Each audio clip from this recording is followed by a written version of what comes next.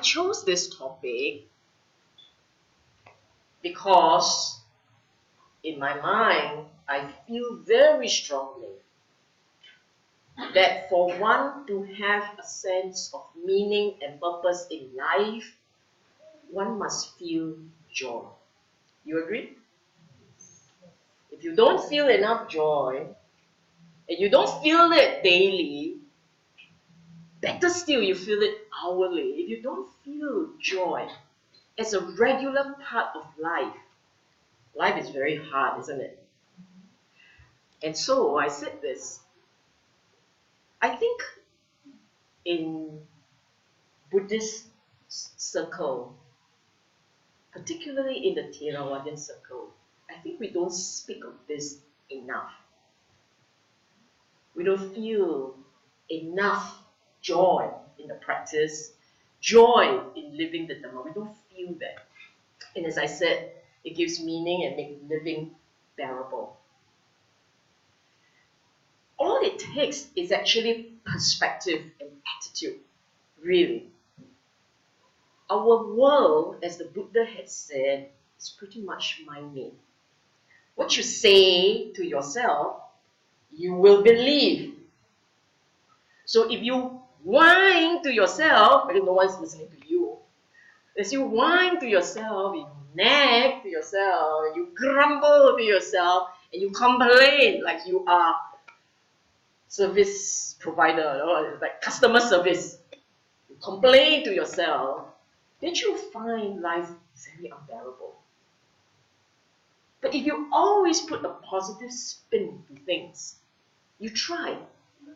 You always try, put a positive spin into the events of your life, you may actually find it's okay, not too bad. You can talk yourself into believing. After all, your world is mind-made. You understand? So, today, I'm going to share with you what Buddha said about layman's joy. Okay?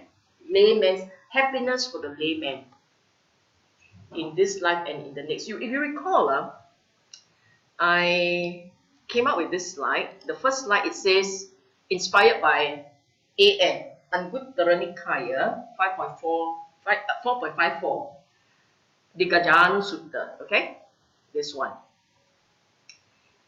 And it's not entirely taken from there, because Buddha actually said many things about lay people, the lay life. Many of you who are practitioners or who fancy yourself as a practitioner, you may not pay much attention to what I call the Layman Sutta. But the Layman Sutta are very important, because ultimately you are not in robes.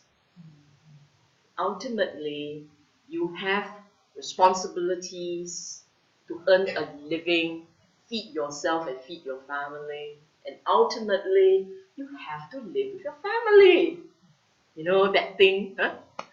Sometimes that thing gives us a lot of pain, that one.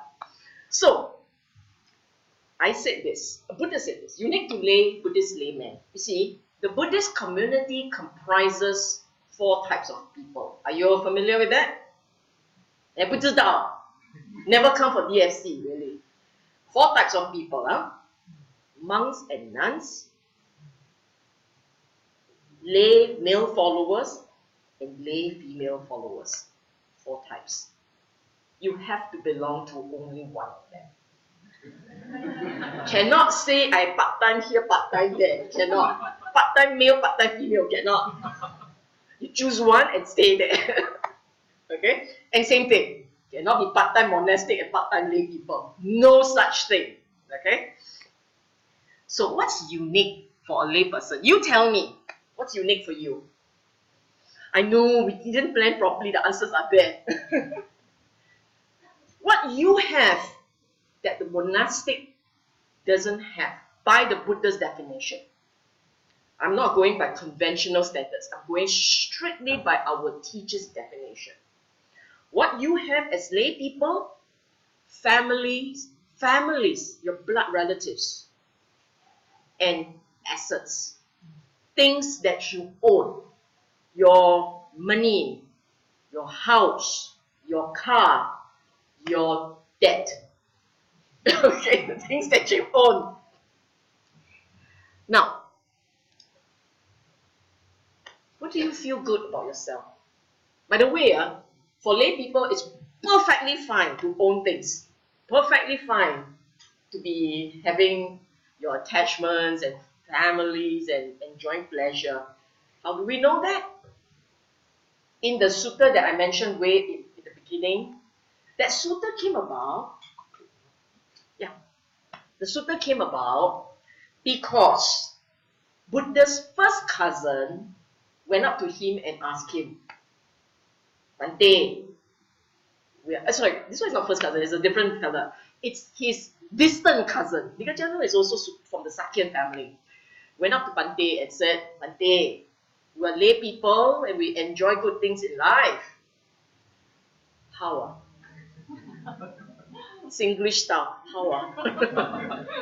Buddha said, then he said, can you teach me something that can bring me, he wants his cake and eat it, you see. Can you teach me something that can help me to have happiness in this life and the next?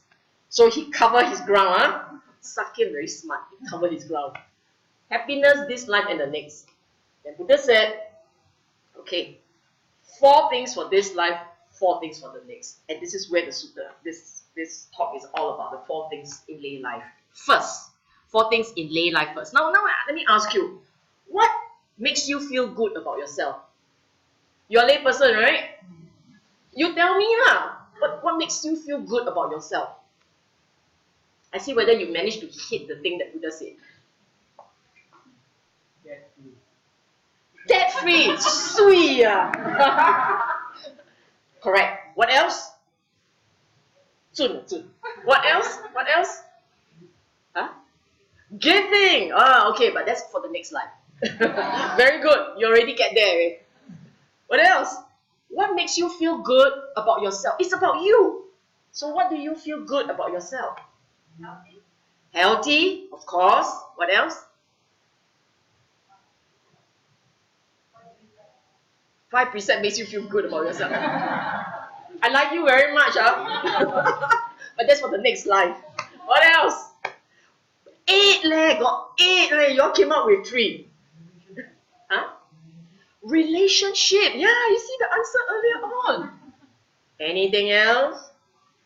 So Buddha better than you, right? He got 8, you only got 4. With so many hates here, you come out with 4.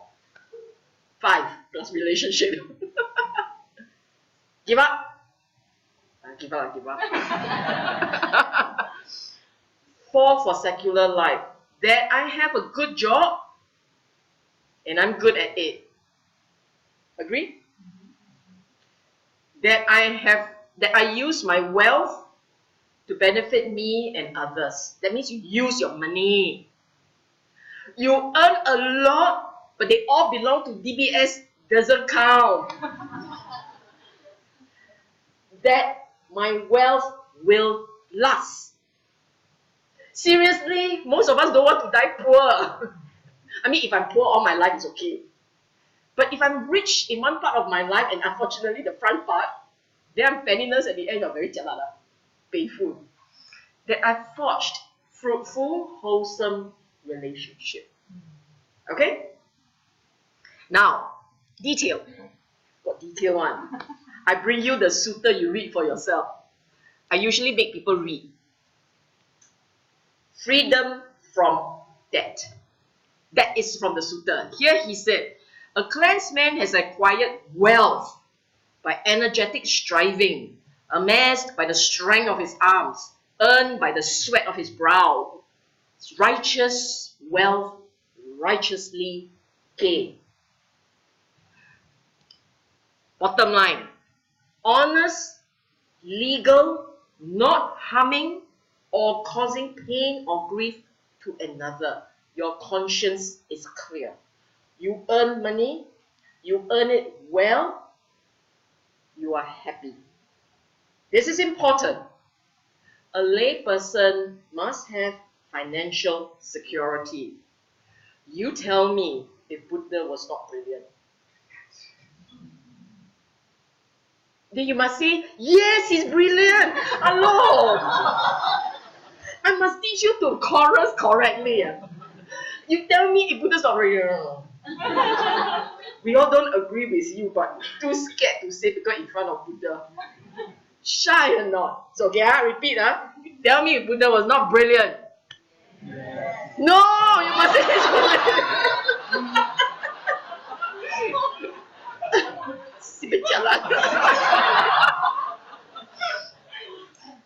Now, jokes aside, this is very important advice. It doesn't say, note, it doesn't say the job is well paid. It doesn't say the job has power and prestige.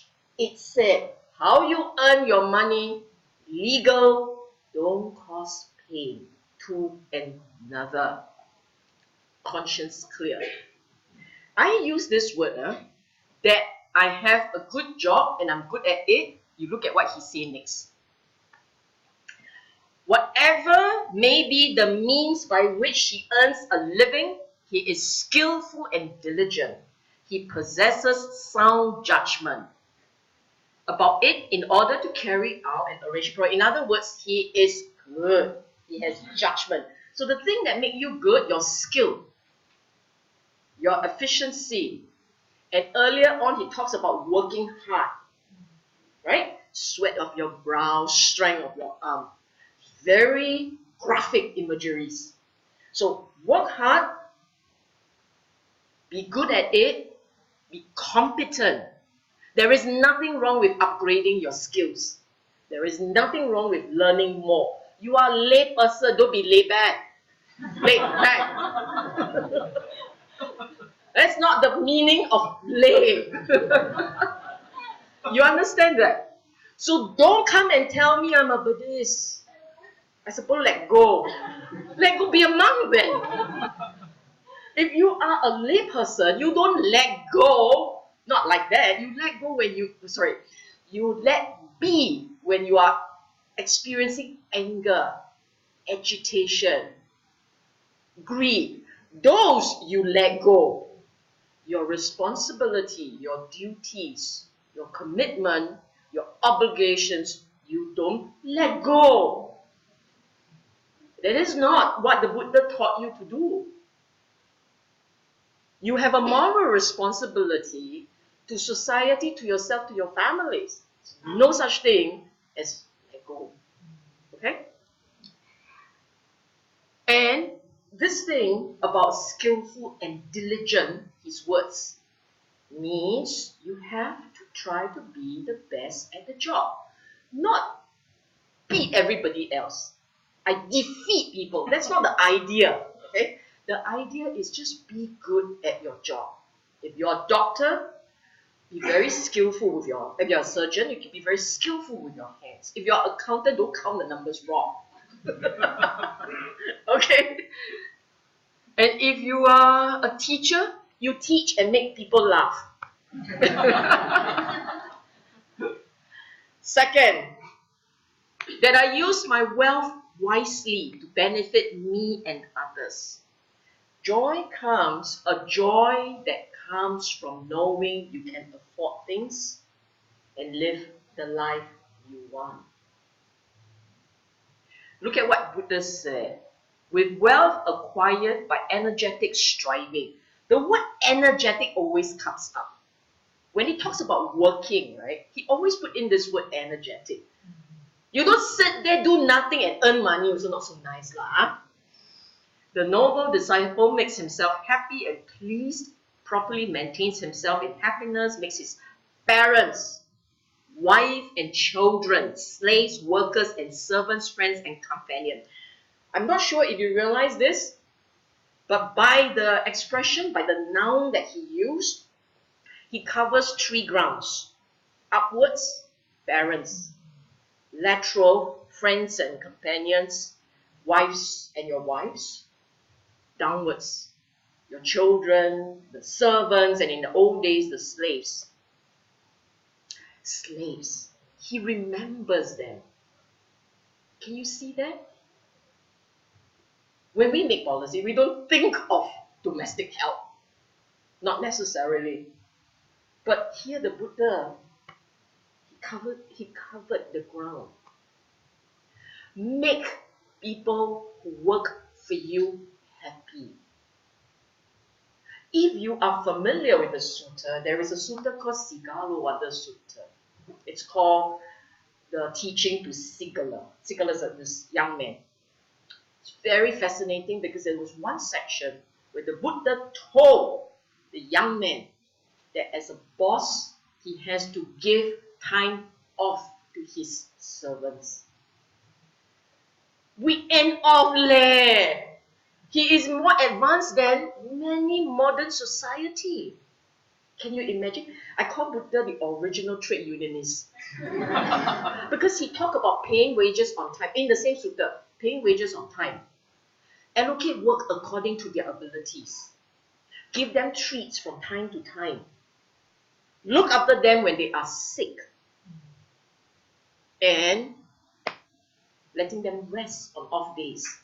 So he talks about off days, he talks about seller fair pay, fair pay. He talks about medical benefits.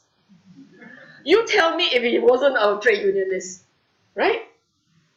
So if you are a boss, if you are looking after people, they depend on you for their earning. Be fair to them, treat them well, treat them fairly, okay? And then he calls this the first case of wealth that has gone to good use. In other words, money is yours. The money is yours, but you use it to make other people happy. Sui bo? Aiyo. If I don't know you better, I think that you're already very bored waiting for that door to open. That I use my wealth, okay, this is the same point. Use it, make others happy with it. Look at what the Buddha said. I enjoy my wealth and do meritorious deeds. Reflecting so, he experienced happiness and joy. Can you just imagine? He tells you, or he said, use your wealth. So for those of you who said, I'm not supposed to touch the money, I'm supposed to live frugally. That's not what the Buddha said. He didn't use the word. You who earn wealth must live frugally.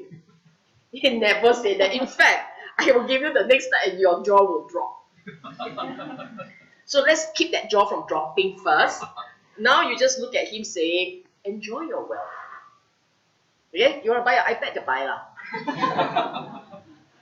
Do meritorious deeds. Enjoy yourself and help others.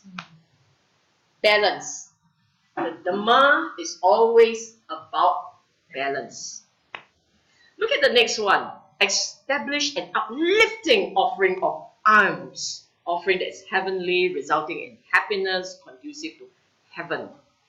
To those ascetics and Brahmins, Buddha did not say, you give only to my monk, okay?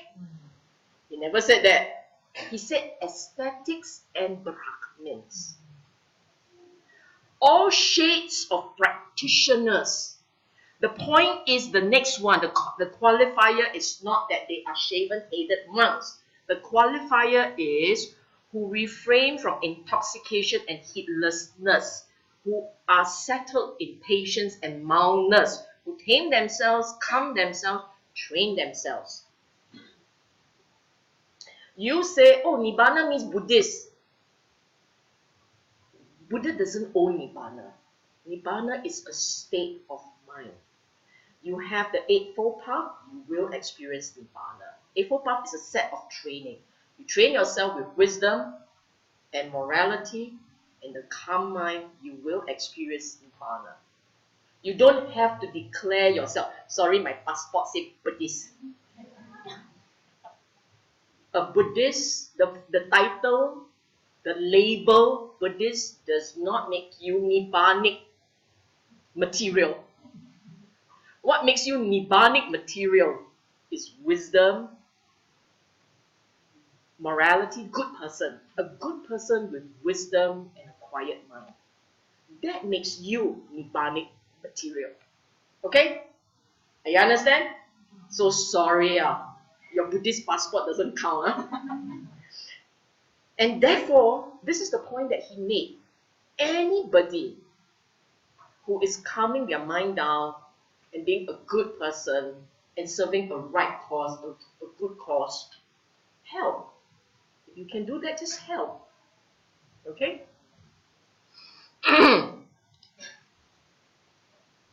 This is the third one. Joy that my wealth will last. Joy from knowing you're financially secured for life. Now, how do you ensure that you're financially secured? Number one, I put it in English, okay?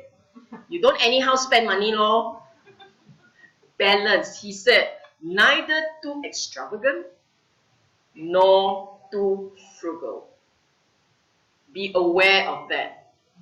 Balance. Make sure that your income will exceed your expenditure rather than the reverse. Look, Buddha is a financial planner. Look at what he said. Just as an appraisal holding up a scale knows. Appraiser, this is the guy who weighs gold. When you weigh gold, and in those days, gold is was the most precious item. They will weigh it with an eagle eye. Okay? He knows by so much it has dipped down, by so much it has gone up. The cleansed man knows his income and expenditure and leads a balanced life. So for those of you who didn't do any financial planning carefully and know exactly keeping track of your own expenses and say, I let go. Buddha didn't say that. I show you what he said. You don't put words in his mouth and say, Buddha said let go, I let go, lor.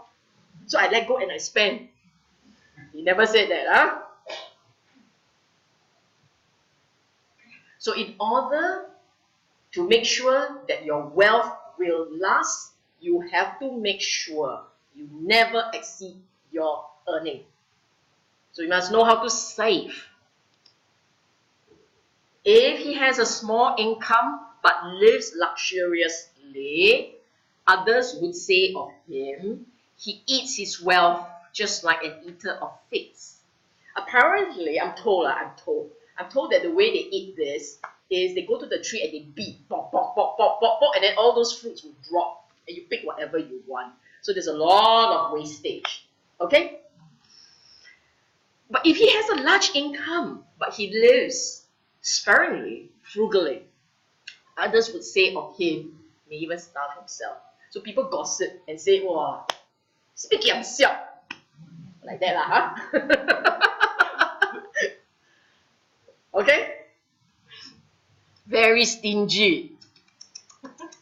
So the tz will come out.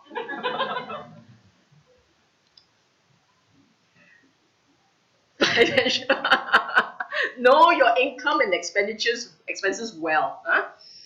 Financial planning is a proof. This one I add in one. I inferred from what was said and tell you I think it's okay. Middle path, this is not I put it in inverted comma because it's not the original Majjhima Patipata, the middle path. That one is no overindulgence and don't beat yourself up. That one. This one I said middle path is because I want you to bear in mind the idea. Spend not excessively, don't be too stingy. Okay, and spend on yourself. He said you must use yourself, the wealth to make yourself happy. Some people say, oh, I spend on others, I never spend on myself. Okay, lor. Like that, lor.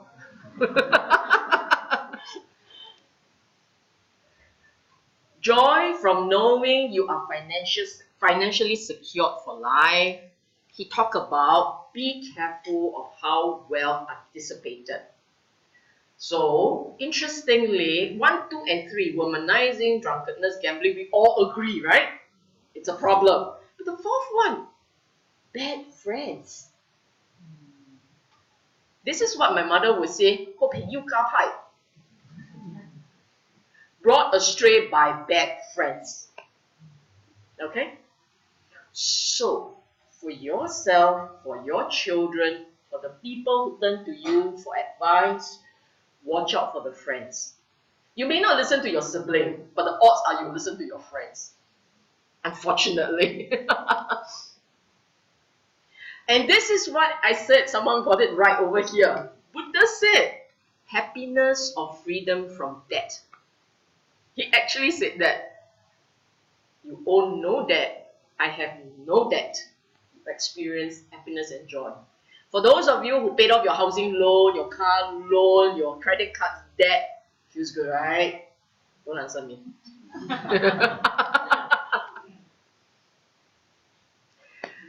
The other aspect about ensuring that your wealth will last is knowing how to protect them. He actually said this. He recommended insurance. Look at that. Set up protection and guard your wealth that you have acquired. Righteous wealth, righteously gained, thinking, how can I prevent thieves, kings and thieves from taking it, fire from burning it, flood from sweeping it up, displeasing airs from taking it. This is called accomplishment in protection. In other words, you are a layperson, you have a duty to protect your earning. You've got to think about how to protect it. Buddha was very practical. I wanted to talk about this because I want to show you, he gave very interesting, very practical advice that we are still using today. Wouldn't you say this is something to, this sounds a little bit like he approves of insurance? Right? I think he would, seriously. And finally, for a layperson, forge fruitful and wholesome relationship. This is very practical and very important advice. It tells you how to find a good friend. Buddha doesn't sit down there and say, you make sure you find a good friend, then full stop. Then you say, yeah, Bante, I know I have to look for a good friend, but how do I know he's a good friend? Then Bante says, think for yourself. Cannot. That means Buddha was not very helpful, right? But no, he tells you, he gave you 4 criteria. 4 criteria to look out for. Okay? Look at it. Faith, saddha, sila, virtuous behavior, chaga, generosity, panya, wisdom. 4 criteria. If your friend has none, 0 upon 4. 你的眼睛放在头上。He said, saddha. He's not telling you, he didn't put down there, find someone who's a Buddhist. He said, saddha. In other words, find someone with spirituality. If your friend is entirely worldly, every time you talk to her or him, he's going to tell you about, let's go there and play, let's go there and eat, let's go there and watch shows. All your friend does is to enjoy the leisures, the sensual leisures of life. Then you know your friend is very worldly. You sit with your friend and all he wants to talk about is how to make money. It is very worldly, not balanced. Okay? This is not balanced. But if your friend is spiritual, meaning to say there is a part in him that is always mindful about giving, about charity, about being kind, about having a belief that will make you want to be a good man, a nice, kind person. That is spirituality. He doesn't even have to have a religion. He doesn't have to declare, I am Sai Babayan. Is that the follower of Sai Baba is Sai Babayan, right? whatever, you know. He does not have to have belief in somebody, but he believes in, say, the greater good, of the greater importance of goodness. That's spirituality. I have friends. I have a very good friend, who is a physicist by training, absolutely scientific. He doesn't believe in anything. It's zero religion, but is a truly good person. So this person has spirituality. You see that? That's all. That's all. So find a friend with spirituality. In other words, what is this meaning here, the faith here? It means he is not saying, I know all the answers. I trust only me. No, he said, I believe in the larger goodness of things. That I don't always have the answers. And I listen. I'm open-minded and I listen. This is good enough. You understand? Okay? The second thing here, virtuous behavior, sila, morality. Don't come and tell me, my friend, he observed 5 precepts. Morality is not just about the 5 precepts. Last night, I had another talk here, and I gave them this little, how would you call that? Measurement, a benchmark, something to use. Morality is all. Oh, actually, I shouldn't talk about this now because I'm talking about them later. Sorry. Here we end with the fruitful and wholesome relationship, right? And I mentioned sila, saddha sila, generosity, chaga, and panya. I will next go into the actual conditions and explain to you what each means, okay? This is timely reminder about priorities, meaning to say what matters in a friend is one who is wise, giving, a good person with spirituality. Those should be your priorities. But you look at yourself, right? You look at your own mind. When you choose a friend, who do you choose? Someone who is fun. I mean, really, who wants to be the best friend of somebody who is always 5 precepts? Shall we go for a drink? 5th precept, sorry. Do I look good? 4th precept, awful.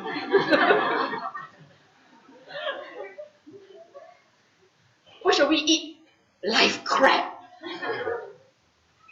1st precept. No, it's a good thing. This is a good thing, okay? The 1st precept is a good thing. I'm just telling you, the chances are a person will go towards someone who is fun, who is not always about the moral police.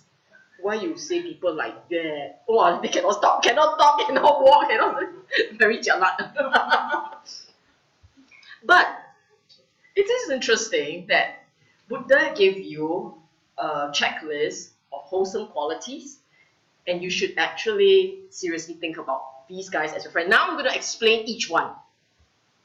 Take picture, moving on. Okay? The four of them. Saddha, faith, sila, morality, chaga, generosity, panya, wisdom. I'm going to explain in full. I deliberately said Buddhist faith here because this one, the 4 qualities, is about you. You. Earlier on, I talked about friend. I used the word spirituality. That is when we are making friends across the board. We don't have to be fixated about their religious inclinations. But this one is about you. As a Buddhist, sorry, you all call yourself Buddhist, right? Just in case people say you're so presumptuous.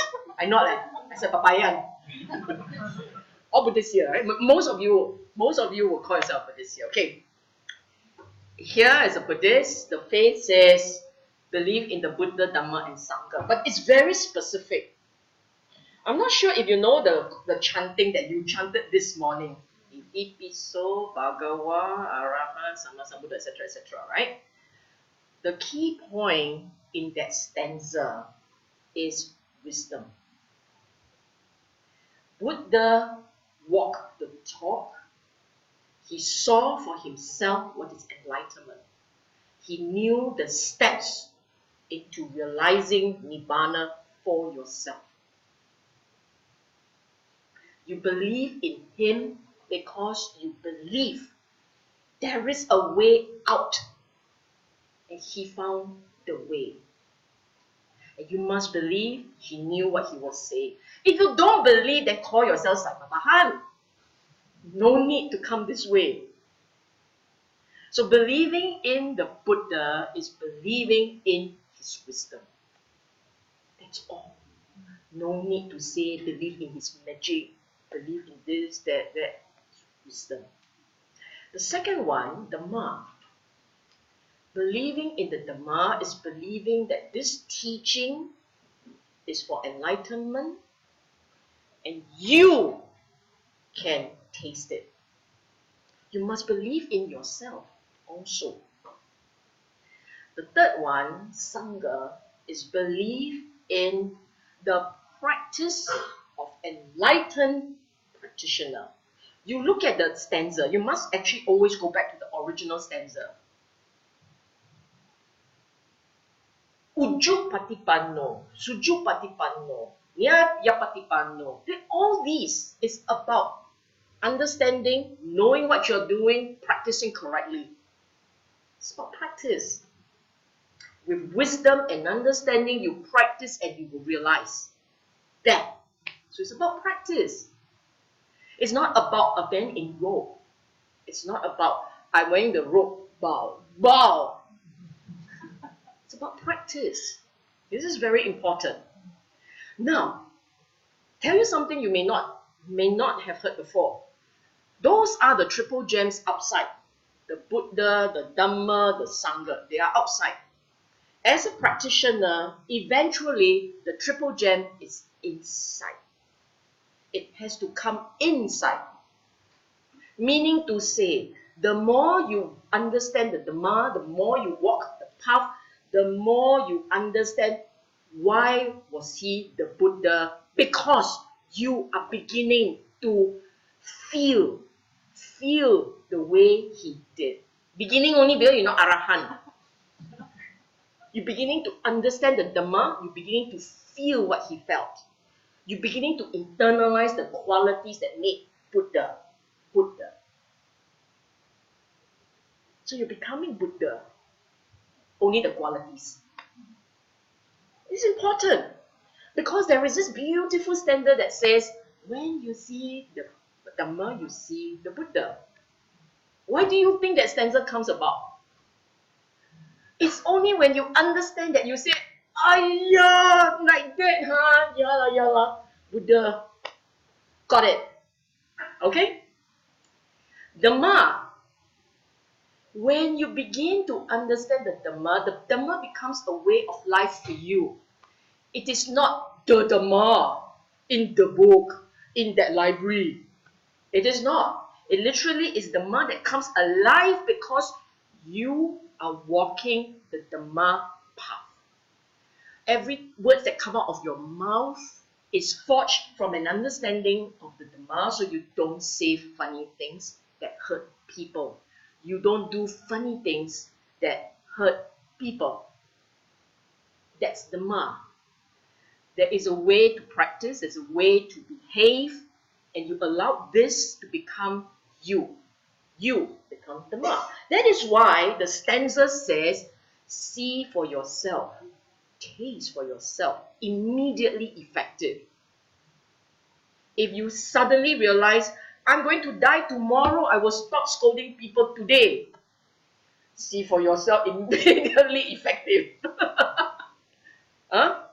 You don't see, it doesn't work, it is not operational. In other words, the software went in, never operationalized. Dhamma is a software, it goes in, it changes, it rewires your system, you now should be booting out Dhamma. Okay? And Sangha, I told you, right? Practice. Practice. So if you are walking the Dhamma, you are Sangha. If you're walking the Dhamma properly, you're Sangha. Lay Sangha. Cannot expect donation. Okay? They are called refuge because in difficult time, you reflect on the Dhamma, your mind will calm down. Always. If you say, I reflect on the Dhamma, my mind never calm down, you reflect on which Dhamma, which page? Didn't reflect correctly, don't know what is Dhamma, just anyhow wet. They expect miracle. No, it will work. I guarantee. Buddha guarantee. And more importantly, in the Dhamma is the answer to the cessation of dukkha. Now I asked you to think about this. Something which I said to some friends last night. Let me ask you this. You think about death, your own death, and you think about the death of your loved ones. Do you feel sad? A bit, right? It's okay to feel sad because you're human. Your loved one, the person you love the most, your children, your parents, your own. Because it's the other way around. When you die, all's gone. When they die, only he's gone. But it's still sad, right? You are Buddhist, which means you're coming back. Round 2, round 3, round 4, round 769, round 842, round 1006. Can you imagine how many more deaths are coming our way? You just think about that. You're only worried about this one, whether it's the one you are facing. But the reality is, there are so many more to go. If you don't see it, you don't realize it, you don't go and jam it and become only 7 left, so many more to go. Then you say, yeah, they got caught one. Okay, don't want it. This is science, you know. This is quantum physics. So, cessation of dukkha takes on a new meaning, isn't it? Cessation of dukkha is not just this life happiness. It's I have to understand enough so I know how to pull the plug. Otherwise, lives after lives after lives after lives, it's like Groundhog Day. Again and again and again and again and again. Okay? So Dhamma is called a refuge because that's where it tells you how to cease. How everything, the dukkha can cease. When you understand, when there is faith, it gives meaning and goal. You think about it. With all the resources that you have. I know, some of you, I say resources, you think money. No. 这个 energy, resources, it's you. You are the resource. Your skill, your professional skill, your professional experience, network, those are skills. The energy, and you have something that is very useful. You have time. Every one of you carry 24 hours. That's your quota for the day. Spend it wisely. See that? So if you have faith, if you believe in the Dhamma, if you believe in the Dhamma, what does it mean? It means you believe this is a way to help other people also solve their mental problems. I believe it can help me solve my mental problem, my mental issues. It can also help others. If you believe in that, then you come forward and help. That's where you will say, I want to help. Tell me what I can do to help others. I want to make this life count. So this is what it means, giving meaning and goal. You have faith, you will do it. You have no faith, we don't want you. Don't want you means you come in and, what's in it for me? Sorry, nothing for you. Not even tax deduction. Okay. Last point. One without faith is given to skepticism.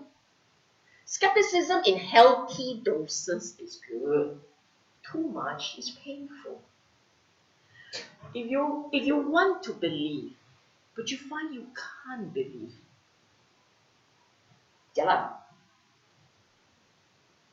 Hello? Painful, right? You want to believe. You want to. Why can't I be like that giggling woman? She's so happy. I want to be like that. You say, but I can't. I don't get it. I can't. Painful or not? Painful. You see the power of faith. It's often underrated. In fact, some of we pride ourselves for being intelligent, right? Who no agree? Who doesn't agree? We pride ourselves for being intelligent because we pride ourselves for being educated, right? Alright, not. Right. So we pride ourselves for having a good brain, for being well educated, for being well traveled, having exposure. We're so smart, aren't we? We're so smart. I'm so smart, I forgot my line. The ones who are particularly smart always have a problem with this notion of faith. Because I'm so smart, I shouldn't be just blindly following, isn't it? Yes, talking to a Singaporean crowd, they sure agree. This is true. I didn't ask you to blindly follow. I asked you to come see for yourself. You see, you believe, then you follow. You see the difference? Buddhist faith is not blind. It doesn't say, see the Buddha bow. What's your problem? Bow. It doesn't say that. He says, see the Buddha, see the Dhamma. See the Dhamma, learn the Dhamma. Learn the Dhamma, practice the Dhamma. To practice the Dhamma, see the Dhamma for yourself. Then you want to bow, don't want to bow, your choice. At that point, you will bow. See that? That's not the same. Okay? Skepticism in healthy doses means a little bit of saying, I will teach you how to do skepticism in healthy doses. Okay? I'm not asking you to completely put aside your skepticism. I'm saying, I will share with you how. How to keep intelligent thinking, but not let it hamper your search.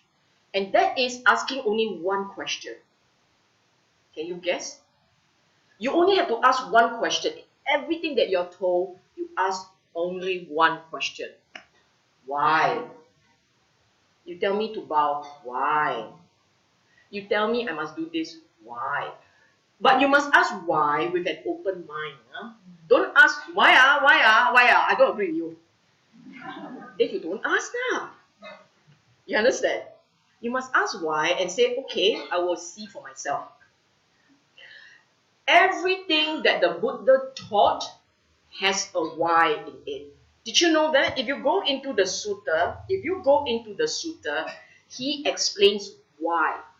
Any teaching that tells you you must stop asking why, that teaching has a problem, it's not the Buddha. The way the Buddha taught was to answer why. Because he did encourage intelligent thinking. For instance, Ananda asked Buddha, Bhante, why do we observe morality? Have you all asked this question? Never. Ananda better than you. Bhante, why do we observe morality? He asked. Bhante said, so that you have no regrets. Good answer. Good, right? No good. Ananda said, Bhante, why must we have no regrets? Bhante said, so that you can have joy, ease and joy. Good enough? Good, huh? Not good enough. Ananda said, Bhante, why must we have peace and joy, and ease and joy, tranquility. Why? And they said, so that you can meditate, so that there can be a rising of samadhi. We think, wow, answer very sweet, but they answer so many whys. Ananda said, why? Why must we have samadhi? But they said, so that you can see reality for what it is. Yatha Buddha Jnana Dasana. Sweet, that is when most people say sweet and stop. See reality, what else you want? That's not the end. Do you know that's only 60% true? I'm serious, that is only 60%. So seeing reality for what it is not the end of the story. For those of you who are fixated about seeing reality, it's not enough. He said, what's so good about Yatha Buddha Jnana Dasana? And they say, so that you can develop Nibbida. Nibbida is a sense of, like that. I'm telling you the answer. It's in English, it's been translated as aversion, disenchantment. These are some of the words, depending on which Bhante translated. Okay, I use a slightly gentler word. It means you see already, you sian. S-I-A-N. You as siam also. Siam is sian and siam. S-I-A-N and S-I-A-M. Correct? Siam. S-I-E-N. Okay. The point is that the mind needs to realize there is a problem with indulgence, and it got tired of constantly chasing after indulgence. The only way you will begin to feel a certain resistance to indulgence is when you got sian, you got tired of it. So first, you see reality of the mind as is. This is when your heart turns, oh no, and you start to flip away. But this is not good. This will lead to you killing yourself if you're not careful. So the next one is, but you must become dispassionate. You must become okay. Let be. The arising, the tendency for craving to arise, you understand, you watch it come up, you watch it fade away. It's called dispassion. The word Bhante used, Buddha Bhante used was viraga. Okay? And then when you become equanimous about mental states that pops up in your head, when you become equanimous, this is when you are no longer trapped by the mental state, right? So you use the word vimutti, free from it. And after that is nibbana. So the point to bear in mind is everything leads to nibbana. The practice, morality, meditation, insight, they're all leading towards nibbana. Is to shift the way the mind thinks. Shift the priorities that you carry about life. Shifts it. Okay? And therefore, asking back to this skepticism thing, asking why. You tell me to do this, why? Just explain why. If I cannot explain why, if my answer to you is, I ask you to do this, and then you say, why? You don't ask me so many why, can or not? Then you must bow your head and run away, okay? Because the teacher doesn't know why. If the teacher doesn't know why and asks you to blindly follow, then the teacher drop in the drain, what you do? Drop after. Not so good, right? Isn't it? So, ask the why to protect yourself, but listen to the answer with an open mind. Once you are satisfied with the answer, depending on who you are, I mean, what kind of capacity you have, because in the time of the Buddha, there were people who cannot stop asking until the Buddha said, no more why. Finish why already. I'm serious. It's because he says Nibbana. Then the fellow says, okay, why Nibbana? The Buddha says, no more. That's it. Nibbana's the end. That's the line. That's the final point. So this is a case where this person is asking because he loved the whys, that three, why? Kept pushing it all the way to Nibbana. Then why? Okay? Next. Sila, about this little benchmark, remember? This little thing. It's a percentage thing. You see, morality for most people, especially for lay people, for practitioner is a different, for the Arya practitioner. Arya practitioner means you are heading towards Nibbana. It's a different measurement, because the word that they use is not sila. The word they use is virya. Okay? The word that we use, the lay people, the non-practitioner, the ones who want to be good Buddhists, or even if you're a practitioner, but you're just practicing to understand Dhamma, right? At this level, it is still sila. So what's the difference? Sila is when, what I call a relationship between you and the world. Okay? When it deals with sila, it's always a relationship between you and the world. You, when you say things, when you do things, when you think about things, you always start from the premise of me, I. I am the lead person. What do I gain? How does this benefit me? Yes? It's okay to say yes. Because if you don't say yes, I will assume there's something wrong with you. It's normal. Okay? Look, if you want to meditate and someone says, can I have a moment of time? I want to meditate there. But you will say, if you are a really nice person and you have chaga, right? Okay, can. Tell me what you need. You see that? So it's between you and the other person. Okay? If you are fair, and as I said last night, you take 50% and you give the other person 50%, 50-50, you are national average. Because the whole world takes 50%, you take 50%, you're national average. Sometimes I gain, sometimes you gain. Then there are the ones who will always grab as much as they can. 50, 60, 70, 80, 90, give you 10%. And the 10% is because that 10% is closer to you than to him, so you grab it. You get it? A person who grabs as much as he can at your disadvantage is therefore not a nice person. Therefore, this person, under the moral scale, is below national average. And then if you are, you know for yourself. As you become more attuned to the Dhamma, as you learn to manage your own wants and desires, your need to grab reduces, right? And as it reduces, your loba footprint will shrink. And as it shrinks, the percentage goes down. So the day when you only take 10%, and that's because no one wants the 10%, you vary the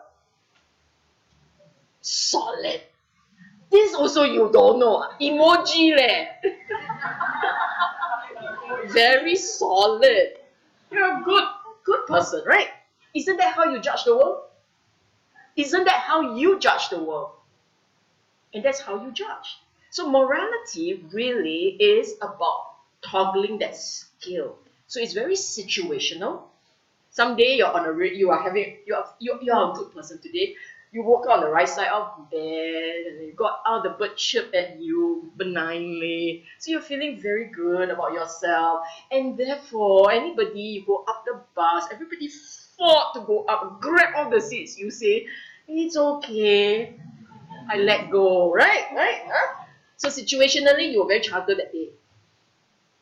But if you're in a bad mood, all bets are off, man. Push the face away.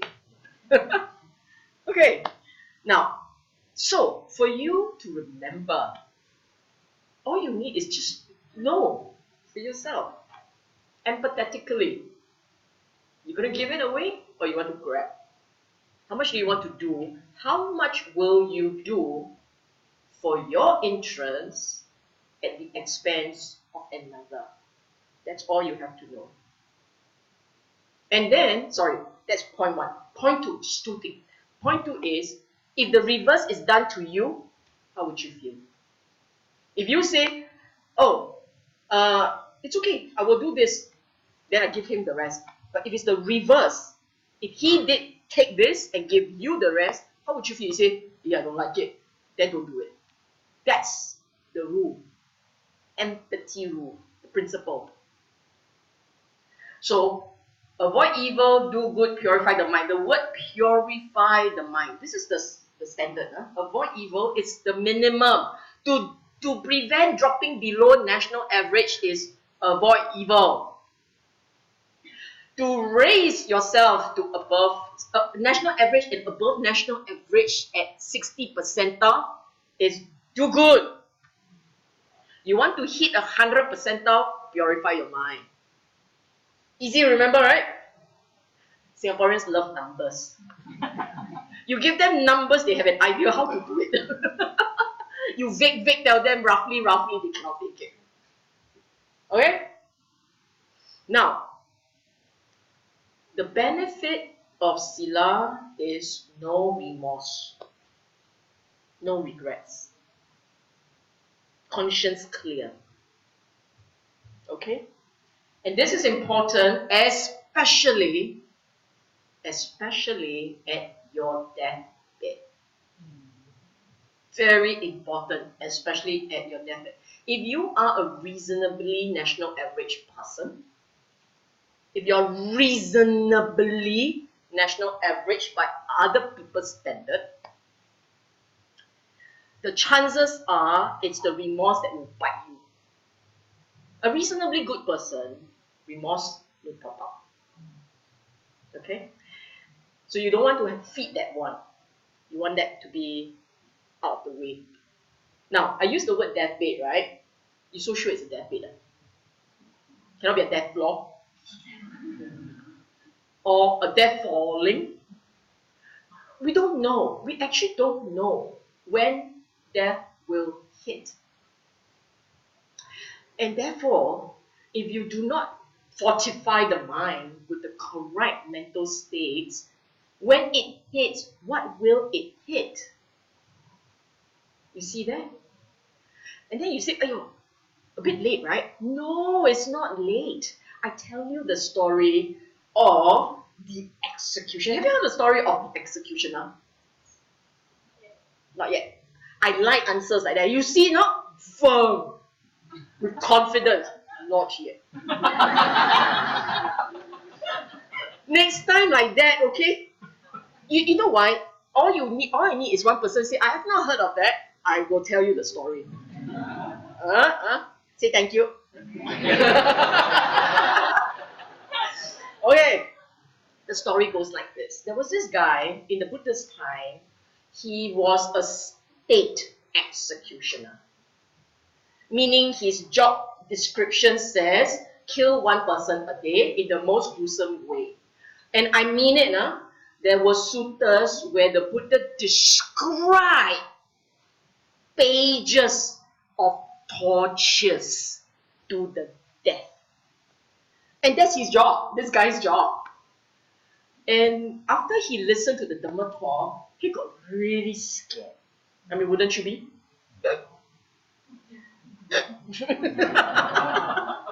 So now I cannot remember whether he was talking to Buddha or Sariputta. Oh, it's Sariputta, right? Thank you. Now this one also good, Good. And then he went up to Sariputta and he asked, "Bhante, how means what should I do? I am now in a hot soup." And Sariputta said, "Did you mean it? Did you want them dead?" He said, "No, because that's my job," he said. It's his job. So Sariputta said, "Then don't think about it. From now onwards, focus on doing good.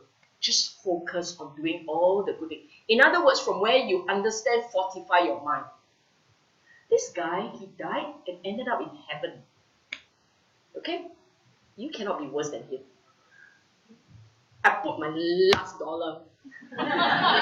You cannot possibly be worse than this guy. He kills for a living. But the point is he stopped. And for the rest of his life, he did the best he can.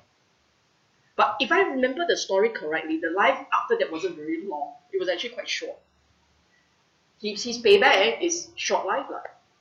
But for what he did with the confidence, the sabda, and I'm not sure, but I think he entered the stream. You all have to go and trace the story. It's got the executioner. Okay? Well, the most famous case was Angulimala. Right? I mean, that's Jack the Ripper of the 2,500 years ago.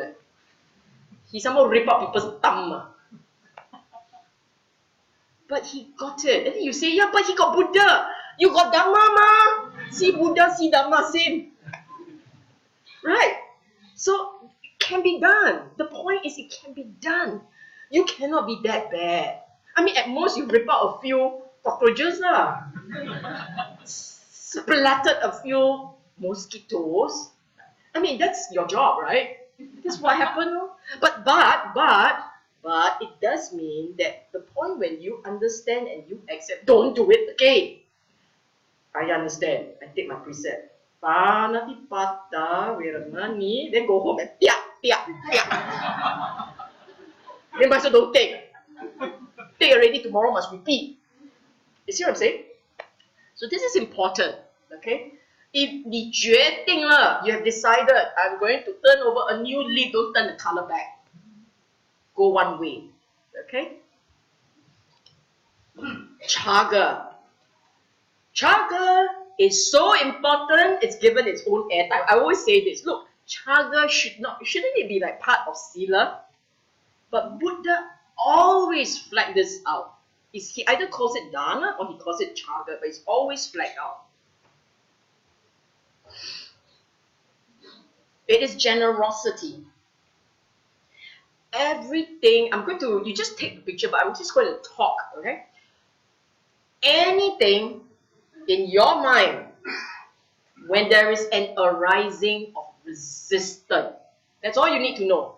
As long as in your mind there is an arising of resistance, meaning I don't want to do it, I don't want to help, I don't want to give it. When that arises, it means chaga is under siege. You are being de-chaganized. De-chaganized. You understand what I'm saying, right? 就是说你的chaga 没有什么啊墨水 It's not working. Your chaga is spluttering. It's not working. Okay? What do you do? The question is, what do you do? How do you keep the fire of chaga burning? Or let's not use fire for chaga. Keep the water flowing. How do you make sure that the tap doesn't run dry? And that is, every time there is a resistance, give more. I'm serious. So, for instance, if let's say you say, okay, I will give $50 to BF, $50. You, so expensive. You know what? I will buy for my mother BF membership. You hear what I'm saying? The resistance arises, you jam it, and you do double. You do double until the pocket hurts. Chaga will learn to just hang around, otherwise it's very painful.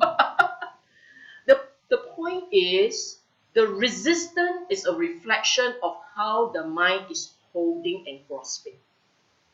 When you feel a resistance, when you're trying to do the right thing, right? You're trying to be generous. When you feel a resistance, it means your mind, it means the craving, the clinging is strong.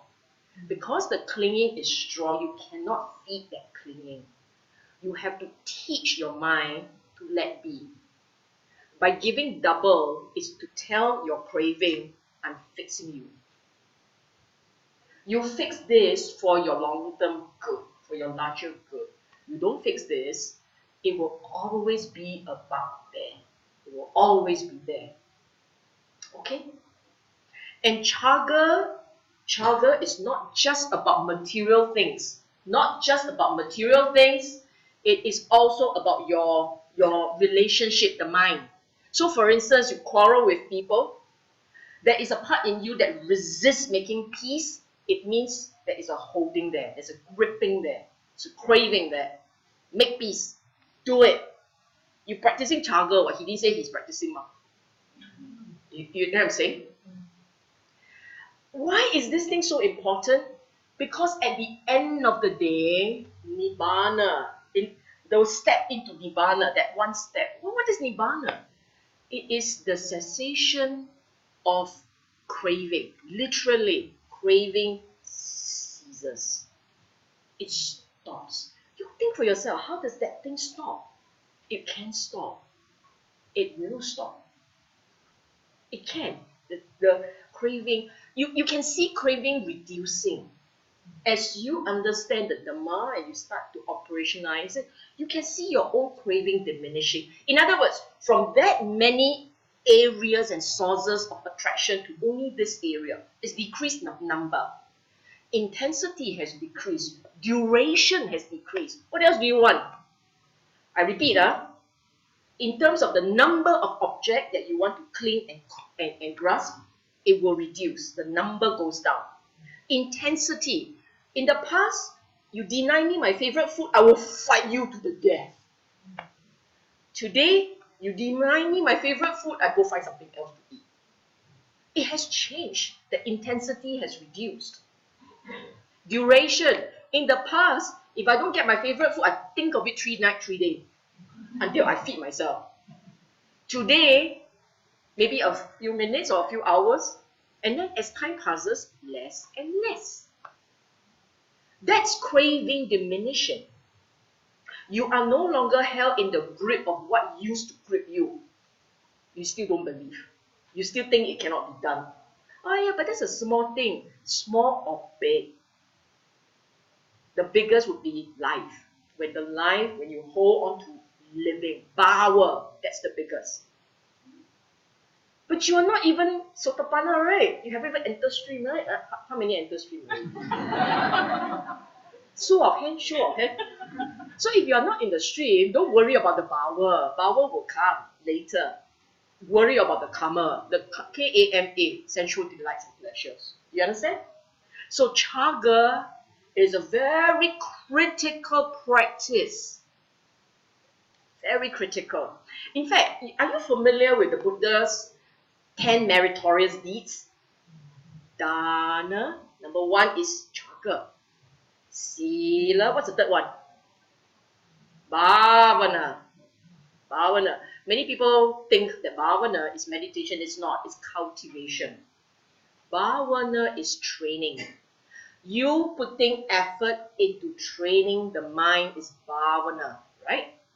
Training your mind in everything kusala and training your mind to erase and eradicate the akusala is bhavana. Training your mind in the direction of the Dhamma, as you understand, in your resolution to hold the Dhamma, that's bhavana. That is why you don't need 10, you need 3. You only need these 3, the rest will follow. 10 sounds good, but actually you only need these 3. Dana, Sila, Bhavana. You have these 3, you're on track. Can call yourself Buddhist, no need your passport. True chaga makes the mind light, joyous, because the I recedes. You understand that? You think about it, the day when you are happily giving money to the person that you love, or you go there and you help your mother, your father, you help some old folks with some difficulty, you drop everything and you go help. After that, do you feel good? Yes, you will feel good. Why? Because for that one moment, for that period, you completely put yourself aside. It's all about the other person's comfort. Buddha right or wrong? Wow. Yeah, I asked, I answer myself. So jalat, Wise, possesses.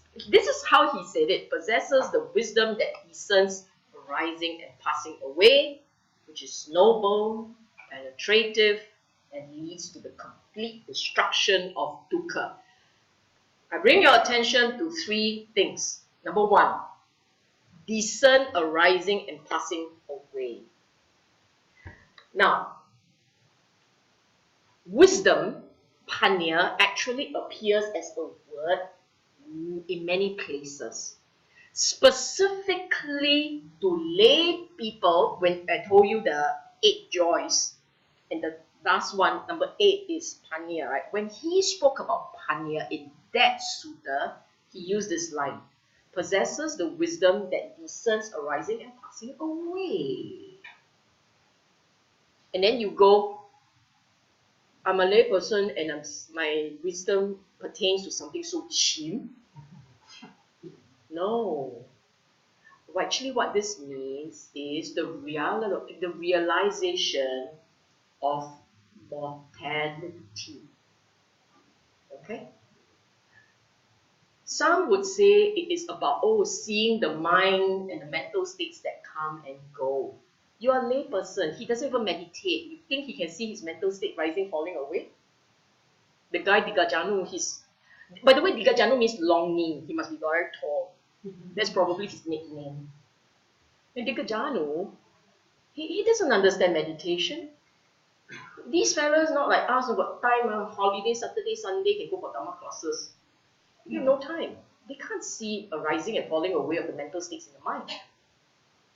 So this specifically is about mortality. Beings live, born, they die. If you have just that, very clear in your mind, that is your ticket into the stream. Then you go, then I must attend more funeral. No. You see, the regular mind doesn't even pay attention to mortality. How many people say choi choi when they talk about your own death? Many people, How many people touch wood when they talk about their own death? Many people, Okay, maybe you don't care so much about yourself, but talk about the death of your parents, touch wood, talk about choi choi. Yes, humans have this problem, particularly us Chinese have a problem turning away from death discussion. But for the Buddha, without penetration, without having mortality and death as part of your daily psyche, you do not feel urgency for Dhamma. You will not. You won't feel urgency to do the right thing. You want to fight. Look, let me ask you. If you know you are diagnosed, congratulations, you only got 6 months left. If you are diagnosed with cancer, someone comes and bump you and took your seat on the bus, you going to fight the fella? You won't. Whatever, 6 months later, I don't even need a seat. Do you know what I'm saying? It changes life's perspective when you become aware of mortality. You will then say, what is left of time, I will devote it to the most important things, such as taking care of the people I love, making sure they'll be okay after I'm gone, making sure that I have done my part for society, do the best that I can. Yes, you will do that, right? Therefore, those are the things you know matter in life. But it has to take Dr. Ho's diagnosis for you to suddenly realize what's really matter, what is really important. And look at this. Noble, penetrative, and leads to the complete destruction of dukkha. First, mortality, it is noble. And if you were to hold that awareness correctly, it is the penetration of the Dhamma. That is how it becomes a destruction of dukkha. You understand? Now you know why you haven't entered the stream. Because dying and death is not quite a part of your system yet. Then someone say, Sister Sylvia, can I just ask, if I were to always think about death, very dukkha, right? Isn't that the point? The noble truth of dukkha. First noble truth. Anicca dukkha anatta. Anatta lakkhana sutta. That's the whole point. You do not have what is reality as is. That you and I will die is reality as is. Then you say, you too choi on this Dhamma. Okay, that we will die, but you got left behind. It's the delusion you have. Do you understand what I'm saying? Therefore, understanding impermanence and mortality. If you have that as part of your daily template, 你不会斤斤计较。